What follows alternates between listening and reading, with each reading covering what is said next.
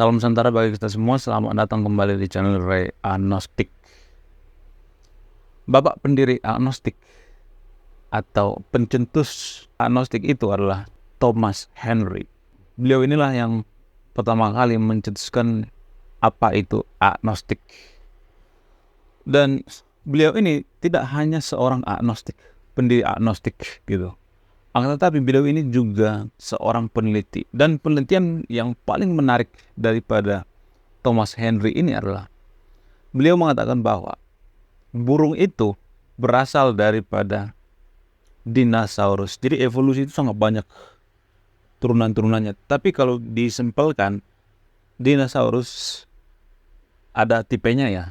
Dinosaurus tipe tertentu berubah menjadi ayam atau burung. Jadi ini salah satu cetusan daripada Thomas Henry yang sangat fenomenal. Dan selain itu, apa perbedaan daripada agnostik, ateis, dan kaum agamis?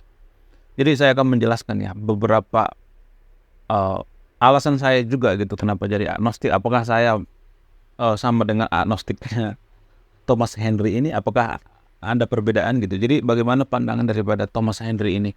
Bagaimana sebenarnya agnostik itu yang sebenarnya menurut Thomas Henry ini? Menurut Thomas Henry, agnostik itu artinya agnos, tidak diketahui, berasal dari kata Yunani. Sama seperti yang sering kita dengar sehari-hari, diagnosa, mendiagnosa, mencari, belum diketahui gitu. Jadi agnos juga seperti itu, berasal dari kata Yunani. Jadi sebenarnya agnostik ini populer pada tahun 1860, ya 60-an lah. Dan agnostik ini lebih populer lagi di kalangan kaum intelektual. Jadi zaman dulu kaum intelektual lah yang menjadi agnostik gitu. Jadi bagaimana agnostik yang menurut saya pribadi gitu? Saya juga percaya apa yang dikatakan oleh Thomas Henry ini. Akan tetapi menurut saya pribadi itu agnostik itu lebih kejujurannya. Jadi kalau misalnya nih ateis ya ditanya, ini ateis, agnostik, kaum agamis misalnya. Ateis ditanya, apakah Tuhan itu ada? Enggak ada, kata ateis ya. Kalau agnostik ditanya, apakah Tuhan itu ada? Ya enggak tahu. Jujur ya, lebih jujur. Jadi kita itu lebih enggak sotoy ya. Tapi bukan berarti saya mengatakan bahwa yang nonton video ini harus agnostik ya. Jadi saya itu tuh enggak ada urgent untuk nyari pengikut ya. Enggak ada. Saya itu enggak ada urgent untuk mencari pengikut. Jadi disclaimer dulu, saya tidak mengajak yang nonton video ini untuk jadi agnostik ya. Karena banyak juga agnostik itu agnostik tapi gara-gara malas ibadah gitu. Jadi jangan ditiru ya. Banyak agnostik berpikir bahwa ya kalau masih 50-50 mah ngapain kita melakukan ibadah yang repot-repot itu, melakukan gerakan-gerakan ini tiap hari. Kalau masih 50-50 ya, apakah surga itu ada atau apakah Tuhan itu ada, masih 50-50, ngapain kita melakukan itu repot-repot? Ada juga yang berpikir seperti itu ya. Jadi agnostik itu banyak aliran ya. Ada aliran yang sangat radikal, ada yang ya nasionalis gitu, ada agnostik yang seperti leluhur kita gitu, agnostik Nusantara gitu. Jadi saya itu udah menyarankan yang nonton video ini untuk jadi agnostik ya. Jangan ditiru. Karena saya juga nggak butuh pengikut ya, nggak ada urgentnya mencari pengikut gitu. Biar ada saya porotin gitu pengikut saya gitu, saya ngumpulin duit gitu, perpuluhan misalnya gitu, nggak ada. Saya nggak ada tujuan seperti itu. Saya hanya menjelaskan apa sih sebenarnya agnostik itu menurut pandangan Barat, pandangan saya pribadi juga gitu. Jadi agnostik itu lebih berorientasi pada kejujuran. Jadi kalau misalnya ateis tadi ditanya, apakah Tuhan itu ada? No, nggak ada. Agnostik ditanya, apakah Tuhan itu ada? Ya nggak tahu, orang saya belum pernah melihat Tuhan kok. Jadi lebih kejujuran ya, jujur gitu. Belum pernah melihat Tuhan itu dengan mata kepala sendiri gitu. Kalau agamis itu mengatakan bahwa Tuhan itu ada, sudah mengklaim bahwa Tuhan itu ada. Dan sudah ada nabi yang bersaksi melihat Tuhan itu, bertemu dengan Tuhan, diberikan wahyu. katanya dulu. Tapi saya tetap menghargai itu walaupun tidak masuk akalnya. Saya tidak mengatakan bahwa yang diklaim oleh kaum agamis ini bahwa Nabi bertemu dengan Tuhan itu walaupun tidak ada saksinya di sana, tidak ada buktinya gitu. Itu cuma katanya. Saya tetap menghargai itu. Nggak jadi masalah gitu. Saya tetap menghargai kalau kaum agamis percaya dengan Nabi bertemu dengan Tuhan gitu. Walaupun di sana tidak ada CCTV ya kan, tidak ada yang melihat gitu. Cuman katanya. Ya bisa aja. Ya dugaan saya bisa aja Nabi itu berhalusinasi ya. Tapi saya tetap menghargai itu.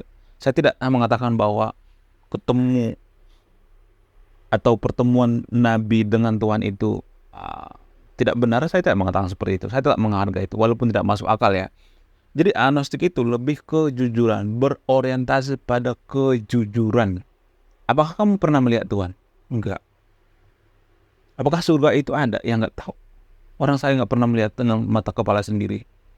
Jadi kalau ada yang mengklaim bahwa surga itu ada tanpa dia melihat, disuruh bersaksi tanpa dia melihat sendiri, itu artinya, menurut saya itu, mohon maaf ya, itu yang paling sotoy menurut saya. Manusia paling sotoy gitu. Sok tahu gitu. Jadi dia sudah mengklaim bahwa surga itu ada tanpa dia melihatnya sendiri. Biasanya kaum agamis ya kalau misalnya ditanya, apakah surga itu ada? Iya ada. Apa buktinya? Pasti dia akan memberikan perumpamaan-perumpamaan yang logical fallacy. Contoh misalnya, apakah kentut itu ada? Apakah kamu bisa melihat kentut? Nah, seperti itulah surga. Jadi mereka akan memberikan kalimat seperti itu. Membandingkan antara kentut dengan surga. Itu kan dua hal yang berbeda, bukan apple to apple. Kentut itu gas, surga itu benda, tempat, wujud. Kentut itu kan gas ya. Seperti angin misalnya, nggak berwujud gitu. Bisa dirasakan. Jadi kaum agamis akan mengatakan bahwa surga itu ada, sama seperti angin. Kita tidak bisa melihat, tapi merasakan. Gitu biasanya. Itu kalimat pamungkas daripada kaum agamis. Padahal kalau kita jeli, kalau kita perhatikan, ini kalimat yang logical fallacy. Karena apa? Karena bukan apple to apple. Apple to apple itu artinya antara gas dengan gas, antara angin dengan angin, antara wujud tempat dengan tempat. Jadi surga itu harus dibandingkan dengan tempat yang lain gitu. Bukan antara tempat dengan angin gitu, enggak. Jadi apple to apple. Jadi warga Konoha itu tidak mengerti apa itu apple to apple. Mungkin saja ya dugaan saya, tapi ini masih dugaan saya, tapi bantah aja kalau bisa bantah. Nanti juga saya akan bahas ini di next video ya. Saya berpikir bahwa kenapa surga itu ada? Mungkin saja ini karena paksaan daripada manusia itu sendiri. Kenapa saya mengatakan seperti itu? Karena gini, kalau misalnya orang meninggal ya, terus nggak ada surga nih, masa gitu aja? Masa nggak seru? Jadi kalau misalnya orang meninggal nih nggak ada surga gitu, kok nggak seru ya? Kok gitu aja, kok garing gitu, hidup kita kok garing gitu. Jadi mungkin saja dugaan saya, kenapa surga itu ada, itu mungkin saja permintaan atau paksaan daripada kaum agamis sendiri. Bisa aja seperti itu ya. Tapi ini dugaan saya, tapi nggak apa-apa dibantah aja. Ini saya bukan Tuhan kok. Nggak apa-apa, bantah aja, bebas kok. Jadi bagaimana kalau agnostik yang saya pahami sendiri gitu? Karena agnostik itu kan sama seperti kaum agamis, kan ada aliran-alirannya juga gitu. Kalau Henry atau Thomas Henry ini, dia lebih ke percaya pada teori evolusi. Saya juga percaya teori evolusi ya. Dan boleh dikatakan bahwa Thomas Henry ini adalah bumpernya daripada Charles Darwin. Karena dia yang bersemangat menggembor-gemborkan bahwa penemuan daripada Charles Darwin ini sangat akurat. Dan Thomas Henry ini juga seorang peneliti kok. Bukan kaleng-kaleng, dia orang pemikir kok. Banyak penelitian-penelitiannya yang sangat fenomenal. Dan di Konoha juga saya sering melihat orang yang salah mengartikan bahwa manusia itu berasal dari kera. Seperti yang diajarkan di sekolah ya. Teori Darwin ini salah dipahami guys. Dulu waktu sekolah itu kan salah dipahami ya. Banyak guru sejarah di sekolah itu mengatakan bahwa manusia itu berasal dari kera. Bukan. Manusia itu berasal dari simpanse. Bukan. Manusia tidak melahirkan simpanse, dan simpanse juga tidak melahirkan manusia. dua spesies yang berbeda. Sama seperti kucing dengan harimau. Harimau tidak melahirkan kucing. Kucing juga tidak melahirkan harimau. Mirip, tapi tidak sama. Beda spesies. Harimau dengan kucing itu beda spesies. Sama seperti manusia dengan kera. Beda spesies. Itulah alasannya kenapa genetik manusia itu 90% lebih ke simpanse daripada tanah gitu. Jadi kalau ada kaum agamis mengatakan bahwa manusia itu berasal dari tanah, buktikan sendiri apakah DNA manusia itu ada hubungannya dengan tanah? Sungguh tidak berhubungan. Jadi bagaimana agnostik yang saya pahami? Agnostik yang saya pahami itu adalah, kalau misalnya ada yang bertanya, apa sih ibadah daripada agnostik itu? Apakah agnostik itu tidak melakukan ibadah, ritual-ritual segala macam gitu? Kalau yang saya paham pribadi ya, agnostik itu berorientasi pada kejujuran. Jadi agnostik berpikir bahwa ibadah yang sebenarnya itu adalah kejujuran. Kalau misalnya kita menjadi pejabat atau konten kreator misalnya, kita harus memberikan kejujuran. Kalau misalnya kita jadi orang tua, memberikan atau mengajarkan kejujuran. Kalau misalnya kita jadi ilmuwan misalnya, kita berorientasi pada kejujuran. Kita jadi guru misalnya, kita berorientasi pada kejujuran, mengajarkan kejujuran. Jadi itulah alasannya kenapa di Eropa itu, mohon maaf ya, di sana banyak agnostik. Tapi mereka tidak peduli dengan agama. Tapi negaranya itu maju. Apa alasannya? Ya ini alasannya. Rata-rata agnostik itu berorientasi pada kejujuran.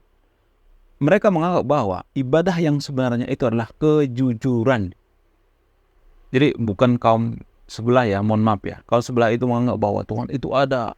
Kita harus menyembah Tuhan berapa kali sehari gitu. Tapi suka menipu gitu. Ya itu mah soal lain lagi. Akan tetapi saya ingin mau menekankan bahwa agnostik yang saya paham itu adalah menganggap bahwa pekerjaan kita itu adalah ibadah. Contoh misalnya kita mengerjakan sesuatu, jadi penemu gitu, jadi guru dan lain sebagainya. Kita menganggap bahwa itu adalah ibadah kita, sehingga kita melakukan itu dengan penuh hati, dengan kejujuran yang paling utama, berorientasi pada kejujuran. Sebenarnya ada banyak orang yang mengatakan kamu agnostik, sok-sokan meniru orang luar. Enggak, saya enggak meniru orang luar. Saya itu agnostik yang tipe lebih ke Nusantara ya, leluhur kita gitu. Saya lebih ke, bukan kembali ke ajaran leluhur ya, tapi lebih menghargai leluhur kita. Saya lebih menghargai leluhur kita, dan saya banyak belajar daripada nasihat-nasihat leluhur kita, filosofi, karena menurut saya ini yang paling cocok dengan negara kita. Jadi misalnya kalau ada ideologi dari luar misalnya, dari gurun misalnya, ini nggak cocok ditempatkan di Nusantara. Karena apa? Karena beda karakter. Karakter nenek moyang kita itu kan rata-rata agnostik ya, bertuhan tapi tidak beragama. Kita itu percaya bahwa Tuhan itu ada tapi tidak beragama, dan itulah alasannya kenapa sampai sekarang menurut data nenek moyang kita itu adalah nenek moyang yang paling toleransi ya, sangat toleransi. Tidak pernah saya melihat atau mendengar data yang mengatakan bahwa nenek moyang kita itu menggusur rumah ibadah orang lain. Nggak pernah. Jadi ini yang harus saya tekankan ya. Selain itu, nenek moyang kita juga yang sangat menghargai alam. Jadi agnostik yang saya pahami itu sangat menghargai alam gitu, tidak merusak lingkungan gitu. Kalau ada yang mengatakan bahwa kenapa tidak melakukan ritual-ritual misalnya semacam ritual-ritual itu, saya tidak menemukan esensi. Maksudnya gini, saya berpikir bahwa dalam beragama sekalipun ritual-ritual ibadah itu adalah luar-luar daripada agama itu sendiri, kulit-kulitnya. Esensinya apa? Kesabaran, kebaikan, ketulusan, kejujuran, itu yang paling utama, esensi daripada agama itu. Makanya kenapa banyak orang yang kelihatan rajin ibadah gitu, kelihatan agamis tapi suka nipu gitu. Karena apa? Karena mereka tidak belajar esensi daripada agama itu sendiri. Jadi agnostik masuk ke dalam gitu. Jadi langsung ke intinya aja deh. Gitu. Agnostik itu seperti itu. Intinya ada aja. Apa sih intinya daripada agama itu? Kalaupun agama itu mereka pahami gitu sebagai suatu ideologi gitu. Apa sih intinya? Intinya, jadi agnostik itu lebih ke intinya dan berorientasi pada kejujuran. Dan kalau saya melihat di video sebelumnya juga saya sering bahas ini. Salah satu alasan kenapa kita tidak maju itu adalah karena kita tidak jujur. Itu saja. Kejujuran yang paling utama. Gini guys, bagaimana kita bisa menjadi negara maju kalau kita tidak bisa dipercaya oleh negara luar? Bagaimana? Bagaimana kita bisa menjadi negara maju kalau kita suka nipu? Reputasi kita buruk. Jadi kejujuran yang paling utama. Itu dulu deh kalau kita mau maju. Kejujuran. Jadi ini akan berproses atau ini akan bertahap menjadi berpeluang menjadikan kita jadi negara maju. Kejujuran dulu. Saya melihat ya, saya juga bukan orang yang suci-suci amat dan saya tidak mengklaim bahwa saya orang suci atau orang yang beragama. Enggak, jujur aja deh. Saya nggak mau sesuatu yang ditutupin. Ini semacam kelemahan kita. Kenapa kita tidak maju? Kalau kita jujur ya, jujur dengan diri kita sendiri, jujur dengan orang lain. Kita jujur bahwa kita mengakui bahwa IQ kita 78 gitu rata-rata gitu. Dan kalau kita sudah jujur pada diri kita sendiri, maka kita akan meningkatkan IQ kita dengan cara apa? Dengan cara mengkonsumsi makanan yang bergizi. Dengan cara apa? Dengan cara belajar menaikkan SDM dan lain sebagainya. Sehingga SDM kita naik tinggi dan kita bisa maju. Realistis bisa menjadi negara maju. Jadi diawali dari apa? Dari kejujuran dulu. Jadi coba perhatikan ya. Kalau saya perhatikan ya, kalau boleh jujur ya, negara yang suka konflik itu biasanya dipenuhi oleh negara-negara, bukan negara-negara, dipenuhi oleh orang-orang yang tidak jujur. Cek data. 10 negara yang negara maju itu termasuk negara yang jujur juga. Coba bandingkan dengan yang lain. 10 negara yang sering konflik itu mereka termasuk negara paling korup di dunia. Cek data. Nanti saya akan menampilkan datanya di sini. Jadi itu dulu deh yang kita prioritaskan dulu di negara kita kalau kita mau maju. Kejujuran dulu deh. Makanya agnostik ini menurut saya itu lebih cocok di Nusantara. Karena apa? Karena berorientasi pada kejujuran. Jujur pada diri sendiri, pada orang lain, keluarga, dan lain sebagainya. Oke, sekian video ini. Sebelum saya didemo oleh si jujur, sebelum saya dimaki-maki oleh yang mengatakan dirinya bahwa kaum jujur, saya akan kabur dulu ya. Saya Ray Konoha, salam rasional.